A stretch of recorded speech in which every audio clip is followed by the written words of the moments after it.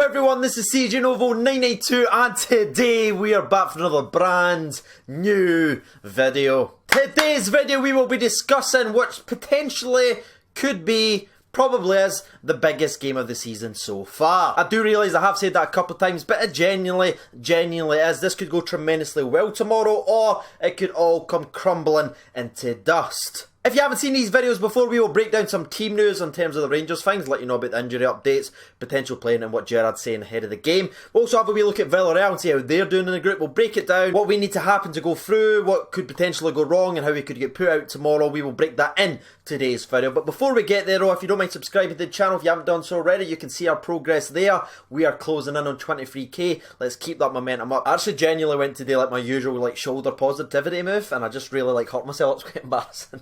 So yeah, 3, 2, 1. Rangers versus Villarreal, 8 PM kickoff on Thursday. Now this will be at Ibrox. The last game we played them was obviously the first game in the European group, which ended 2-2, which was absolutely manic. First half, even Gerrard said they played too much respect to their opponents. They got sort of played off the park at Fenhan, but the second half they came out, they got in their faces and they made it difficult for Villarreal because they're a very, very technical side.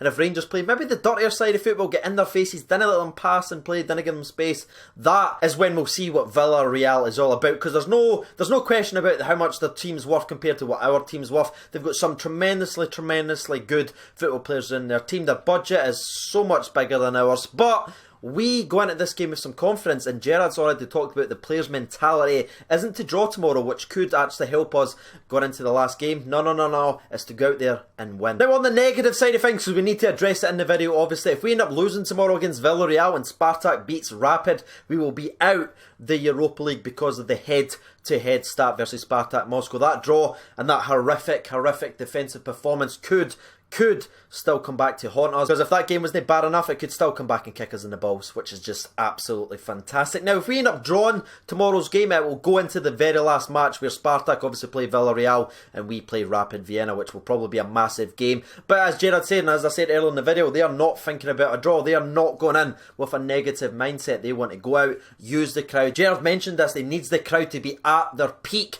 for this game of football because it's at home, we've got a chance and we can really go after them and go for the 3 points. Now we shift over to the Rangers team news and we start off some injury updates, and I'm really sad to tell you that BB aka Bornabert is still out injured. Now this is absolutely a gut punch because I genuinely thought he would be available, because every single time I've done a preview and prediction video, every team news, I keep telling you he's 1 or 2 days away, he should be back in contention for the next game, because that is what we're hearing. But unfortunately Bornabert's obviously been out for a month now. He is taking part in field training, he is completely fine, he's not got a niggle, he's not suffered a setback, it's just too early for him. He missed too much football and Gerrard doesn't want to throw him into the fire. And unfortunately the hits just continue to come, because Ryan Kent, we've heard so many times about his tremendous recovery and how he's looking good, he's taking part in training. Unfortunately, once again, he'll still not be available for this game. It's looking about another 7 days before he's back at it. And no other injuries to keep his update with is obviously Graham Dorrance, who's a long-term injury. It looks like he's going to see that specialist and get that surgery, and obviously Jamie Murphy, who's going to be missing for the rest of the season. Now I do have a little positive. Lee Wallace, if you haven't seen yesterday's video or anything like that, we've been asking every single time saying, is he injured, is he not? No, we've found out he's not injured, he's fully fit, he's just not good enough. Steven Gerrard. Which just must be an absolute kick in the genitals to Lee Wallace, because you think of how many problems we've got at left back. We're probably going to be playing either Andy Halliday out of position or going to be John Flanagan at the left back position out of position ahead of Lee Wallace. But at least we've got some depth if anything else happens to anyone else. And to end the injury updates with another positive, everyone else 100% healthy. When has that ever happened? So yeah, the rest of the squad's coming into this game 100% ready. They've all took part in field training, they're playing hard and their mindsets are right. Now on the Villarreal side, just to keep you updated, it looks like Carlos Bacca will play some part in the game. There were some rumours that he would be missing the game through an injury, but it looks like unfortunately Big Bacca will be playing against the famous. And obviously Santi Cazorla, just off his most recent performance, which got him a Team of the Week card in FIFA because he played so well in the latest game, will be pulling the strings unfortunately, and he is probably the key man for Villarreal. So it's going to be down to Jack to keep Santi Cazorla on a leash, so look out for that key matchup. So now that the injury updates are all done and dusted, let's focus on something that Gerrard actually said in the game of football. He'd kind of addressed the most recent European game, which was obviously the Spartak game. Tremendously good, going to Russia and scoring 3 goals. Well, technically we scored 4, but the refs. But unfortunately the defence didn't turn up, and what Gerrard said in his own words is one of the worst defensive performances he's ever seen. You cannot defend like that and expect to win a game of football, but he has challenged the defenders to go out and use that frustration and the aggression after such a poor performance against Spartak when the defence did let the Glasgow Rangers down. Go out and make it right against this lot. That is the challenge set from Stevie G himself. And lastly, before I forget and get to the predictions, there is one player that was obviously featured in Steven Gerrard's pre-match interview ahead of this game, and that was none other than Scotty Arfield. Now, Arfield's interview was, I found, very, very interesting because he was talking about his little tweak in positioning, now the freedom that he's got to go beyond the striker and make things happen. You look at his most recent goals to game ratio, has been absolutely fantastic. I think this little position, which is obviously going to be brave to do against Villarreal, if we still stick by that and let Arfield go behind Morelos and create things, that's very, very ballsy, but that could be the X factor and he could be the man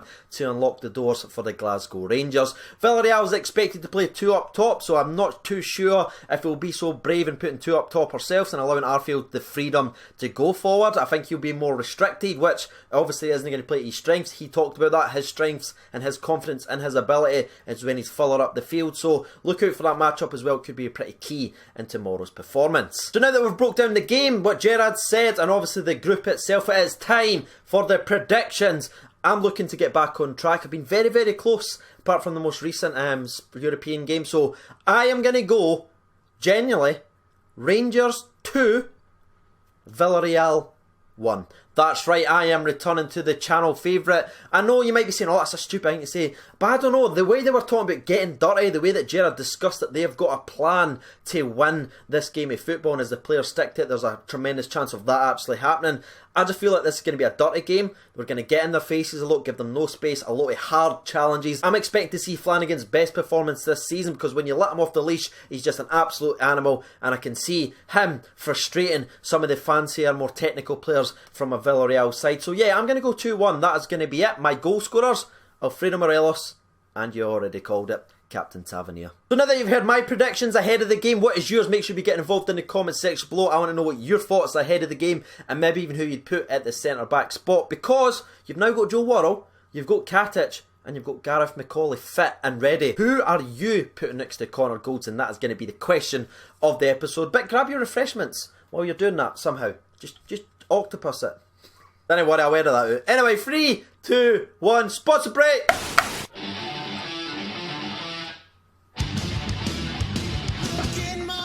So to the people's opinion then, let's read out the poll for 610 votes in the hour that was up. Thank you so much for getting involved. 7% votes for Villarreal to win, 15% votes for a draw, but 78% of the people votes for a Rangers win, which is much, much higher than the last time we played Villarreal where we ended up getting the draw. So shout out to that. There's a lot of belief in the Rangers camp. Barney Stinson says 3-1 to the famous Gers, Morelos double, and Glenn Middleton. Can you imagine? Please, Middleton, please. You're my boy. King Dalcio says 2-1 to Rangers, Morelos and Arfield. Blue and Mandarin says 2-1. Roy O'Neill 2-1 again, Morelos double. Looks like a popular scoreline, lads, I can feel it. Sam says Rangers 2, Villarreal 1, Morelos double. Dylan Walker ruins it by saying Rangers 2 now. Are you happy? He says Morelos and Middleton. GB1872 2-1 to the mighty famous goal scorers Morelos and Arfield. See what you've ruined, Dylan? Could have had a great thing going here. Anyway, Cammy Mackay says, going for another tough 2-1 victory. They'll have to be solid in defence, otherwise we will get pumped because they are a very good team. So I'd go with Goldson and McCall in defence. Also Middleton and Grezda on the wings would be good. So that is a shout out, mate. I would actually be okay with that. If I'm honest, if we put Goldson and McCall out there, I'm alright with that. Andrew Wilson says going to go for 2-1 Morelos and Grezda. Ian McDougall says going to be confident. 2-0 Alfie and Arnfield to ensure a well win and qualify, I think. It wouldn't ensure a qualification if we win tomorrow, but it's obviously a massive step towards that going into the last game versus Rapid Vienna, which me, Div and C Skills paid for 2 months ago. Supposed to get a bus, hotel there, the game, everything's fantastic. I found out 2 days ago that the bus has been cancelled because not enough people's paid. That is a kick in the absolute stones. However, back to the poll itself. Jordan says 2-1 Rangers, Dodo with 2. I knew a troll was coming, I could feel it. David Bluff says, I fancy a 3-0 with a Candeas hat-trick. And the last one that we will read out comes from Graham Mitchell. He says, a win if Jack's no playing. He's a bomb scare. Shouldn't be anywhere near the first team. Hopefully sold in January. So you've heard the people's opinion, you've also heard mine. If you haven't done so already, you know what to do by now if you'd like to get involved in today's video. Now, if you'd like to support the channel directly, we are now up to 34 patrons. Thank you so much to Kyle Meldrum for joining it, and also Paul Goodbrand as well. We greatly appreciate it on that channel. That's going directly towards a new DSL camera. The link for that to the Patreon will be in the description below. I've been Sieging Over 992. Hopefully tomorrow is a happy upload. But either way, we will follow on. Thank you so much for watching, and bye-bye.